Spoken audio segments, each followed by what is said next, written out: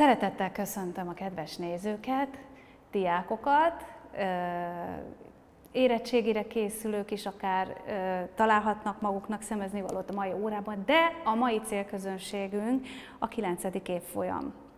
Illetve bárki, aki elkezdett már franciául tanulni, eljutott egy bizonyos szintre, és szívesen ismételne fontos dolgokat. Ma az alapigékről lesz szó, jelen időt fogunk gyakorolni. Alapigék és rendhagyó igéket fogjuk átnézni egy kicsit, példamondatokat fogok felírni a táblára is. A példamondatok memorizálása rendkívül hasznos dolog. Egyrészt így a nyelvtant is könnyebben tudjuk gyakorolni, úgyhogy ezekkel azért fogunk ma foglalkozni. Ugye a 9. évfolyam, tehát a tanév végén járunk, és már több hónapja tanuljátok a franciát, és biztos, hogy igeragozást is tanultatok. Nem tudok, nincs idő és hely sem arra, hogy minden igének, minden személy ragozását fölírjam. Ezeket egyébként megtaláljátok a tankönyvetek hátuljában legtöbbször szótárban, de interneten is. Azért nagyjából rávilágítunk. Ok, alors, je change en français et je vais donner ce cours en langue française. Voilà. Je vais commencer par dire quelques informations de moi. Ok? Alors, je m'appelle Sofia. J'habite à Budapest avec ma famille. Voilà, je suis professeure de français et anglais. Alors maintenant, il y a un confinement. Confinement, quarantaine. Confinement en Hongrie et à Budapest.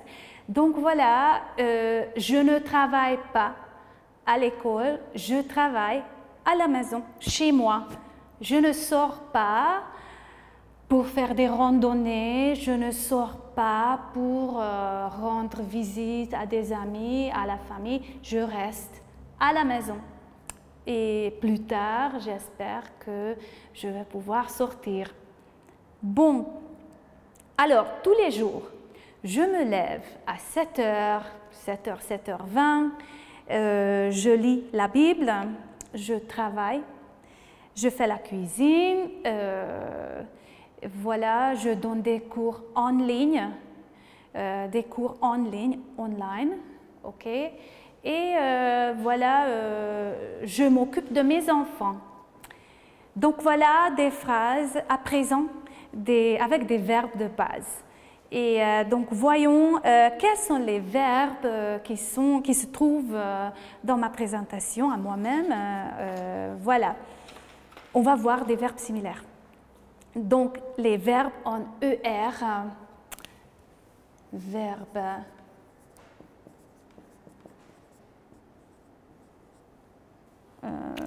Voilà, c'est un R, d'accord? Ce sont en fait les verbes de base parce que leur conjugaison est tout simple, c'est la base des conjugaisons. Voilà, verbe en ER. Par exemple, parler, manger. Mais comme j'ai dit de moi-même, habiter, j'habite à Budapest, voilà. Ou bien travailler. Donc je travaille à la maison. Ce sont des verbes ER. Parler, manger. Donc voilà, on voit ER.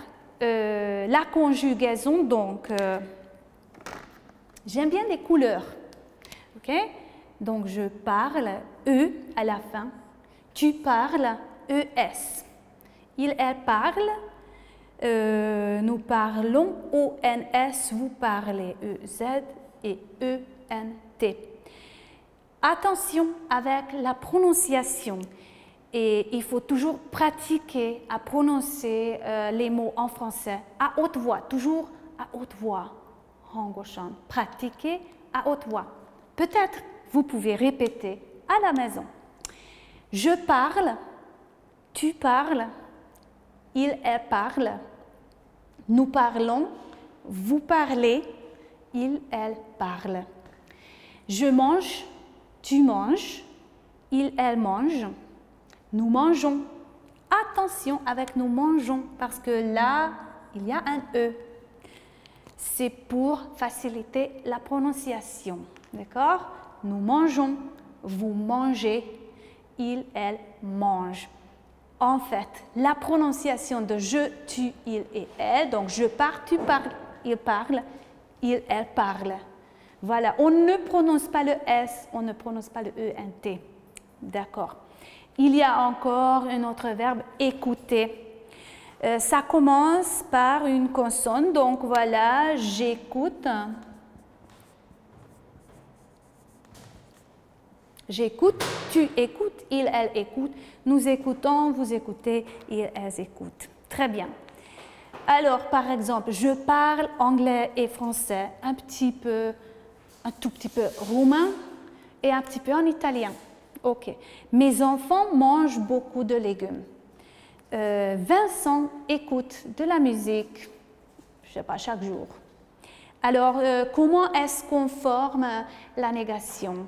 À présent, je vais effacer le tableau. Donc, voilà, j'ai dit des phrases affirmatives. Je parle en anglais et en français. Et qu'est-ce qu'on dit si je veux faire une négation? J'utilise le verbe. Je parle anglais. Oui, je parle en anglais, voilà. Excusez-moi, professeur de français. Je parle en anglais. Je ne parle pas en anglais.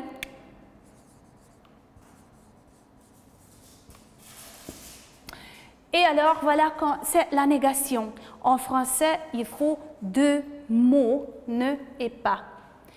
Et le verbe principal est entouré, ne pas. Je ne parle pas en anglais. Mes enfants ne mangent pas beaucoup de légumes. Vincent n'écoute pas de la musique classique, par exemple. Alors, la question, comment on forme la question? Il y a plusieurs formes, plusieurs manières pour poser une question en français. Moi, maintenant, je vais choisir le plus simple. Ok? Si on veut former une question, on dit « est-ce que ».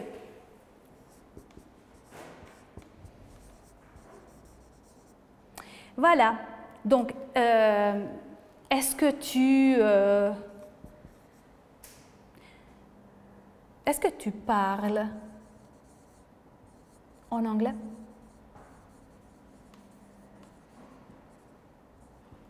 Ok, point d'interrogation. Est-ce que tu parles en anglais? Est-ce que tes enfants mangent beaucoup de légumes?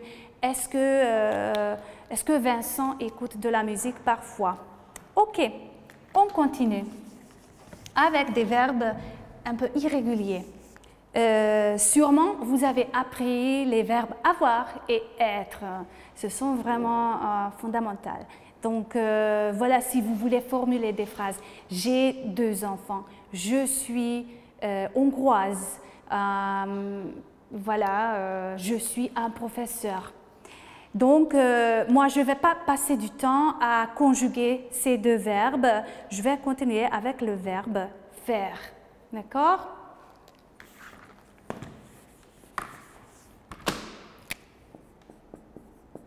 Faire, c'est vraiment un verbe très important en français, c'est presque universel en ce qui concerne son usage. Donc, en anglais, to do, voilà, je fais, tu fais. Alors là, c'est déjà différent parce que un S, donc c'est pareil. Pas comme avec les verbes ER. Il, elle, fait. Nous faisons. Vous faites.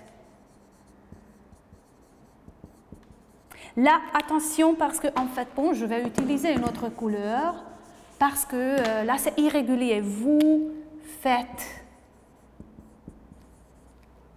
Quand j'étais en France, j'ai rencontré un tout petit garçon qui a fait une erreur en parlant en français. Il ne se souvenait pas de ce qu'on dit vous faites. Il disait vous faisiez. Bon, mais en français, on dit donc vous faites. D'accord?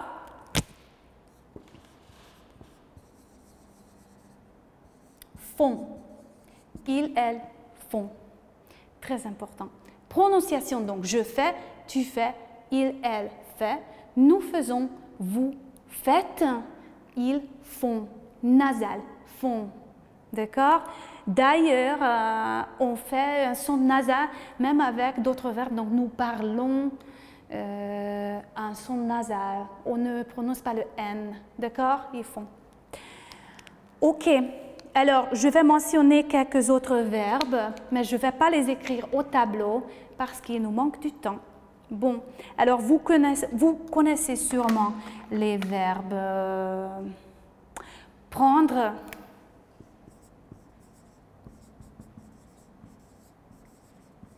oh, ça ne se voit pas très bien. Bon, prendre. Un verbe très important en français. Disons que c'est similaire au verbe anglais. Donc parfois j'explique les choses en anglais. To take. Voilà. Ha magyarul kéne mondanom, elvesz, magához vesz, és sok-sok más jelentés. Attól függ, hogy mivel állítjuk össze. Prendre. Donc par exemple, je prends mon sac. Voilà. Je prends mon sac. Prenez un stylo. Quand je suis à l'école avec mes étudiants, je dis prenez un stylo parce que voilà, on commence l'exercice. Prenez un stylo. Alors, un autre usage de prendre, on peut dire prendre une douche. Pareil en anglais, take a shower. Prendre une douche. Prendre une photo. Prendre un verre, un café. C'est intéressant parce que si vous rencontrez vos amis et vous voulez aller à un café pour boire quelque chose, donc bien sûr, vous buvez, mais on ne dit pas « allez, on va boire quelque chose ». On dit « allons prendre un verre, prendre un café ». On peut dire bien sûr boire, mais c'est pas comme ça qu'on utilise les verbes, en fait. Bon. Devoir.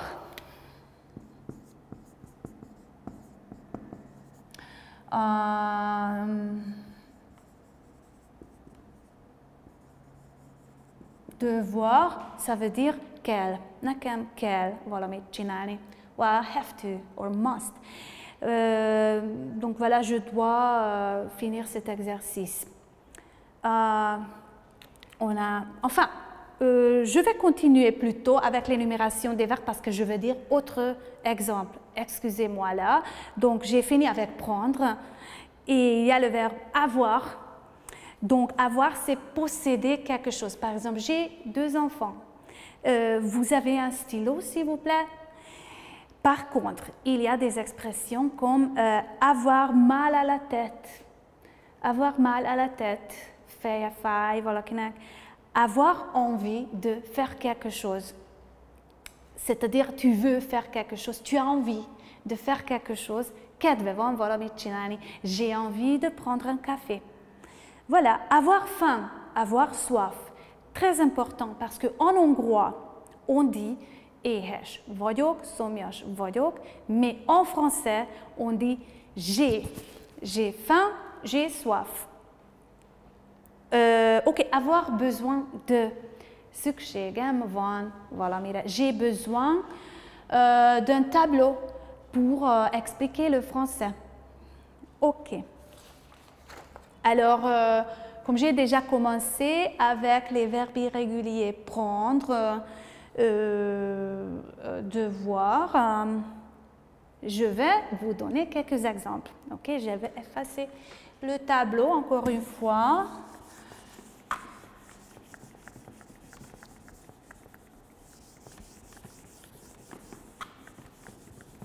Comme j'ai écrit prendre.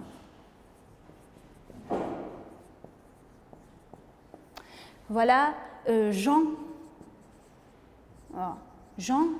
prend une douche. Ok, nous prenons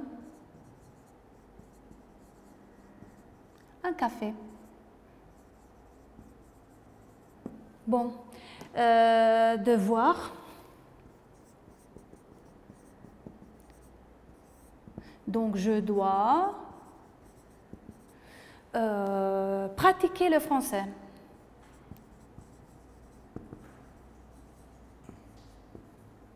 Nous devons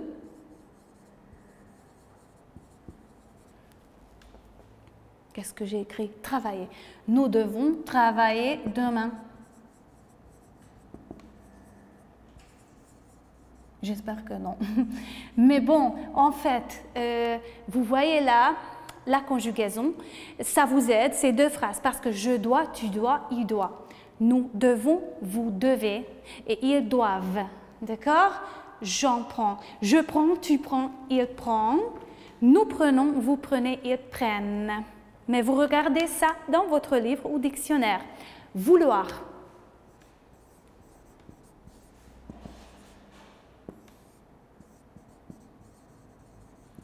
Want. Ok? Vouloir. Par exemple, je veux regarder ce film.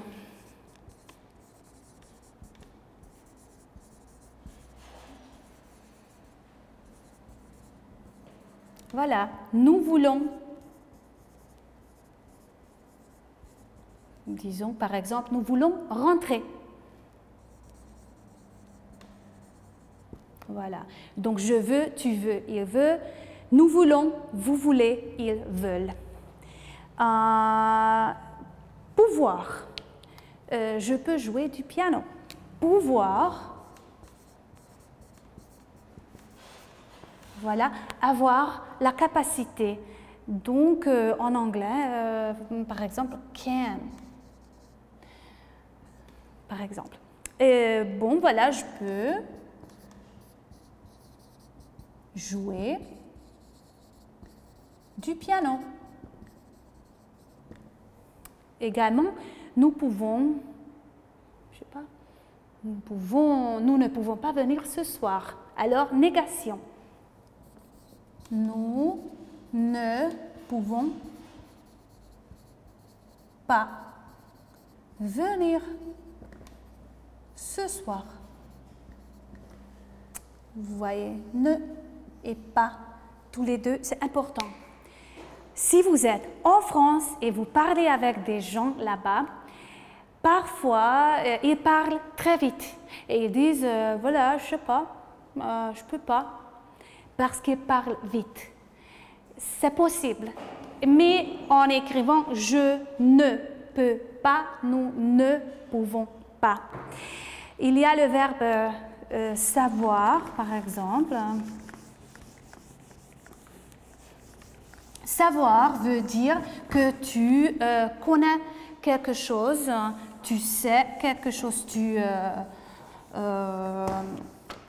es capable de faire quelque chose. Donc, savoir, tu as une connaissance. To know. Ismerni, tudni. Je sais. Oui, je sais. Egy válasz lehet bármire. Igen, tudom. Je sais. Voilà, nous savons. Nous savons qu'il est parti. Nous avons encore, par exemple, finir.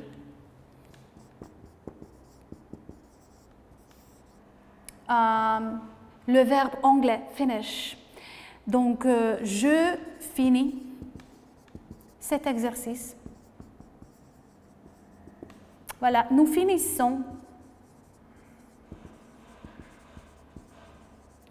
Nous finissons notre travail, notre projet. Alors, si vous regardez ces deux phrases, ça vous aide parce que je finis, tu finis, il finit. Nous finissons, vous finissez, ils finissent. Attention, 2 S, d'accord? Et le verbe dernier que je voudrais bien Vous montrer, c'est venir parce que c'est encore une autre sorte de conjugaison. Venir. To come. Je viens avec vous. Nous venons demain matin.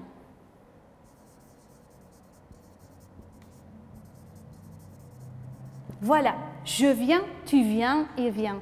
Nous venons, vous venez, ils viennent. Voilà. Alors, tout cela était juste une petite récapitulation du présent et de la conjugaison des verbes différents. C'est pas facile à apprendre toutes ces différentes conjugaisons, mais si vous apprenez des phrases d'exemple, ça va quand même vous aider. Alors, je vous remercie de votre attention. Je vous encourage avec votre apprentissage de français. Au revoir.